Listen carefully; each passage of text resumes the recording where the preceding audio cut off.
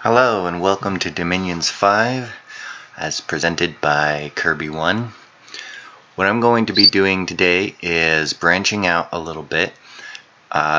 If you've been following my channel for the past couple of months, you've basically gotten to watch about one game that I've been broadcasting on my channel, turn by turn, anywhere between 15 minutes to 8 minutes apparently per turn, one turn per day.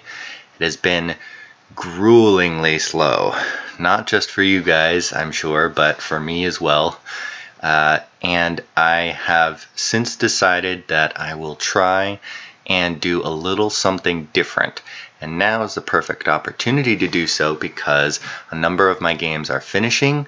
I've finished 2 games so far. A third one is probably going to follow shortly. I don't know if I will stream them all. This has been a learning experience for me. A lot of these games are months old, started months ago, where I was still a little bit noobish in the multiplayer realm, and I would do all sorts of just crazy, stupid builds. Like, I think I've shown you a couple of ideas that I've had, and they've gotten shot down heavily, which is totally fair because a lot of times I have a one-track mind with things and focus on one aspect of what I want to do while completely disregarding or not even thinking about the repercussions on other aspects of the game. Like, for example, the big one that I always stumble on is taking the Berserkinglass for sacred units that I think, hey, this will be great on my, sacred units, and then not realizing that that'll also affect all of my mages and could potentially lead to slaughter if I get really unlucky. For you guys, the benefit of all of this is that you get to watch me play these kinds of things and learn through them with me. And so this segment that I'm going to be doing is going to be a completely new game. It will also be early age Kailasa because I did a lot of that early on. It is probably one of my favorite nations. I haven't tried any of the other ages of the monkey nations, but I think I would enjoy them a lot too. But I'm branching out a lot from that and doing all sorts of things ranging from Abyssia to Calum to Asphodel to anything really. I haven't gotten into the underwater yet, but TBD. And so this build is a completely different one that is not ideal in any sense of the word, but the game itself was very interesting. And it is finished now, so there won't really be a whole lot of spoilers for other players who are watching this that they'll be able to take advantage of because it's over. This game was called Basil. I joined it through the Discords, through the Dominions 5 channel in Discords, I think. And so a lot of players will probably be familiar to you. If I can remember which one I point out to which, if any of you are in Discord or anything like that. What I'll do is I'm going to present this game and I'm going to break it down into essentially what I determined to be phases of the game, and I'll explain to you which phases there are as I get to them. I don't know how often I'll be able to do this. At the moment, I'm going to say I'll do this particular series once per week, tentatively on Sunday, but I might be able to do more than that, and I might also not be able to do some Sundays, so it could be just once a week, and we'll see. So this first phase of the game that I'm going to go over with you guys is essentially expansion, obviously. You have to have expansion first before you even do anything, really. I'll break down what my pretender was. I'll break down my goals for expansion, who I meet in neighbors, and maybe a couple of strategy ideas that I have as well. So these are the 3 turns we'll hit. I'm not going to do every single turn. I'll just do highlights of each of the phases as I saw them. The expansion was pretty quick for me. and you'll see why in a second, or at least the expansion phase of this game is going to be pretty small. Now I'm not going to show you turn 1, everybody knows what turn 1 is, prophetizing and scouting and recruiting, and not really a whole lot of interest. So turn 2, you actually get to see your surrounding neighbors. So I'm starting with turn 2. I prophetize my Bandar commander, start scouting that way, and I actually remember to continue scouting as opposed to my first game. I start researching with a guru that I hired, and I only have money for a yogi. Honestly, this build is not really money intensive, but that's also because I did a little kind of questionable thing, which is get more monkeys. I think I got about 10 more of these Atavi infantry. Not realizing that would affect how many Guyakas and Yavanas I could recruit the next turn. So let's see, I could have done like this, or yeah, those monkeys kind of hurt my recruitment later on. Another thing that I did is, oh, well, this is also where my money's going. I got this guy, Obscuro. He is a air mage, and I thought it would be wonderful to get an air mage right off the bat and start site searching for air gems. Don't do that, that's retarded. When you're doing your expansion, you only get mercenary for 3 turns unless you rebid on them, which at the time during this game I didn't realize that you could rebid, so I didn't re-get him essentially. I don't even know if you can rebid for mages, maybe you can't. But in addition to that, since you only have him for 3 turns, you get him in your capital. It takes 1 turn to move there. He site searches 1 place and then he's done. This is where he would be able to site search. It's got more magic sites, so maybe I'll get lucky and find 1 air site, and that'll put me into air gems real quick. What I could have done is I could have been researching with him. As you see, I took scales, or I didn't take scales. That is to say, I took magic scales. In order to do this, I dropped my pretender from the last game. He was Earth 7 and Nature 7, I think. He's now Earth 5, Nature 6, and my Bless is therefore still an Awake Bless. Natural Protection from the Earth. This is from Earth Natural Protection, and Berserking. And again, like I said, Berserking, great for your sacred units, terrible for your gurus and yogis, who are all sacred as well. And if, a stray arrow hits them, they'll start running in, flailing with their fists. So maybe don't do this for somebody like Kailasa. Somebody like Kalem, maybe. They have very few sacred mages. But again, Berserking, I haven't really found a nice use for it. You could do it with maybe like, for example, Niflheim. All of their combat mages are not, all of their mages are either research or super combatants. So maybe that would be fun to do as well. Not entirely sold on that yet either. Berserking is, bless, I haven't 100% figured out yet. I think I'm a little too liberal with it, and so I'm sort of cutting myself off and not doing that a whole lot anymore. So my initial expansion is going to go up here and then probably circle around. I'm not sure. That's a lot of monkeys. These guys are pretty high damage. I could have taken them as well. This is cartographic revision, as you know, obviously if you've played Dominions before. So I'll know where my opponents start.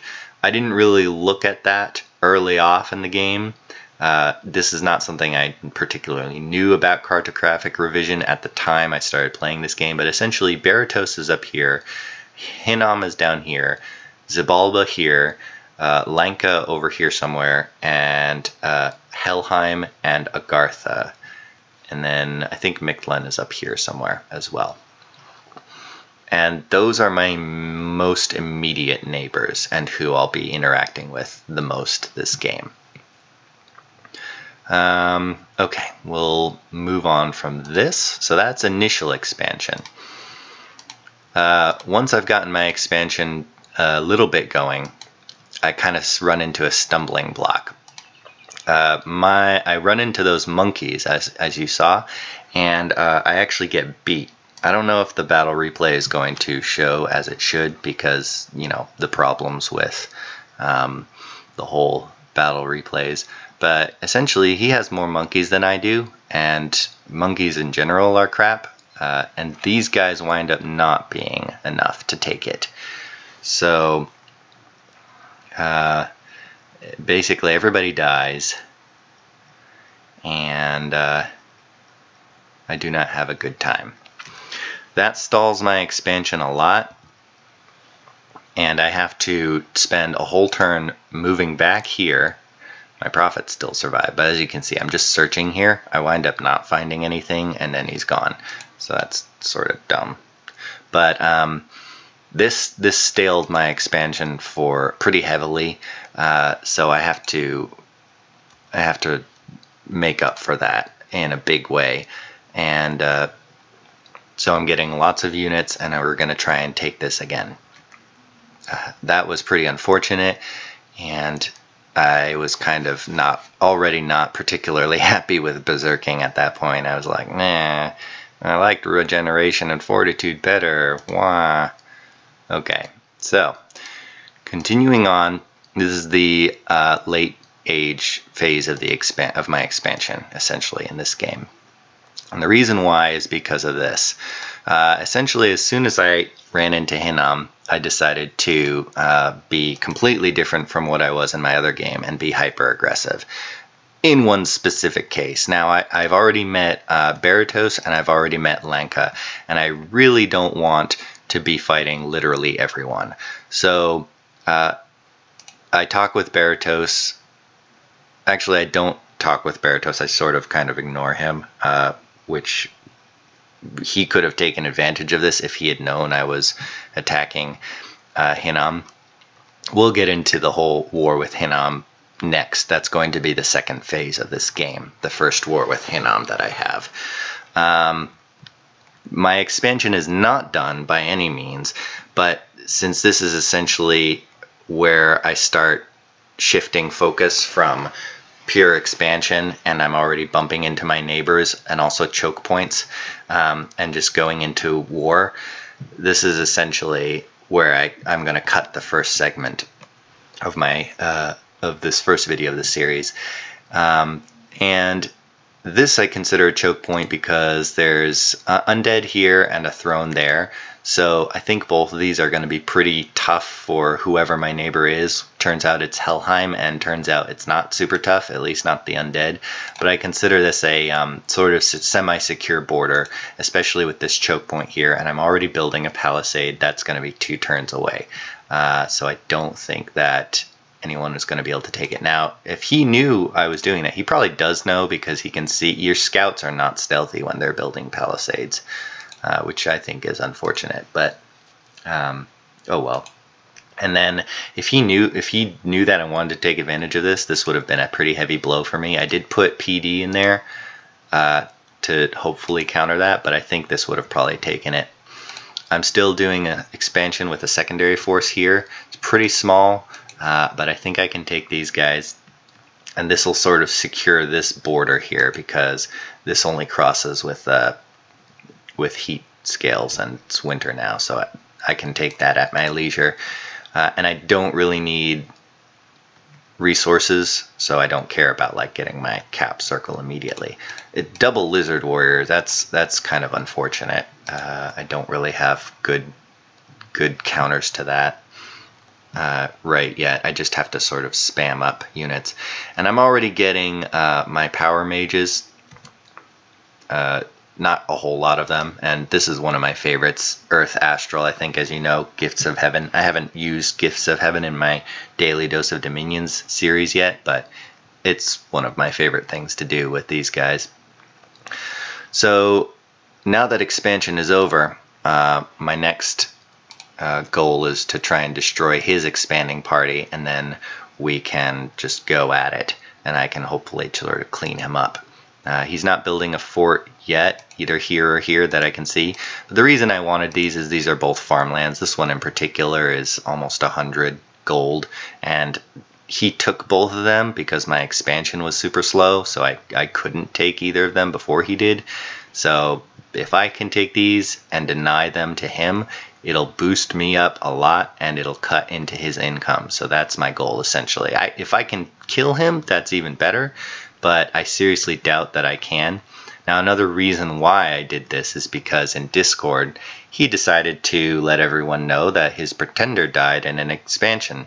So don't do that, because that's not particularly good for you to just let everyone know that you are weak and vulnerable and susceptible to being attacked early on, like I thought he was. So we'll get into the first war with Hinnom and see how that goes next episode. If you have any questions or want me to go over anything, I can always go back and touch on it in my next video. And yeah, I don't think I'm getting any. Oh, research, of course. So research, what I am doing is getting Thaumaturgy 1 for the ability to cast Mind Burn in early wars. Construction 1, maybe I just started with these. I don't remember if this was like random starts or not. No, it doesn't look like it because they're all 7. So another benefit to getting magic skills is that your research is going to be heavily boosted. All of it is going to be heavily boosted at the start of the game. So as you can see, it's only 7 research points to get to level 1 in any of these, because of my magic skills. It started me at this many points for every single one of my skills. I'm still doing that conjuration thing. Again, what I would do with Kailasa from now on in future games is go straight Alteration 5 for Mother Oak and only get either Conjuration or Thaumaturgy if I got into an early war. Otherwise, Mother Oak, then get Yakshas and Yakshinis, which I can then recruit more of, and they have no upkeep when they're summoned, so that's better. And not do any of this stuff, herd of elephants that I'm doing. No, I wouldn't do that. Unless I'm in an early war. Anyways, that's my thinking. And then, what else? Alteration, yeah, and the evocation, not so heavy until like late game, when I can do stuff like Gifts from Heaven. Thaumaturgy, Conjuration, and Alteration in reverse order is what I would do. So yeah, again, slightly noobish in this game, working with a completely different build for my Pretender, even though it's the same chassis, and having it sort of not work out for me in expansion as much as I hoped it would. So yeah, that's this game, and let me know what you think in the comments. Have a good night, and I will see you later.